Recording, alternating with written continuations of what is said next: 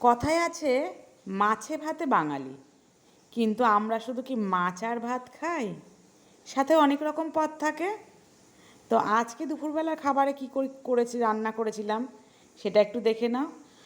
আজকে করেছিলাম এই যে লাল লাল করে মুরগির মাংস, খাসির মাংস নয় কিন্তু। আজকে প্রেশার কুকারে মুরগির মাংস রান্না করেছিলাম আলু আর পেঁপে দিয়ে। দেখতে কিন্তু যেমন সুন্দর হয়েছিল, খেতেও কিন্তু তেমনই টেস্টি হয়েছিল। তা আজকে হয়েছে দুপুরবেলা এইরকম লাল লাল করে রান্না, মুরগির মাংসের ঝোল আর শাক ভাজা।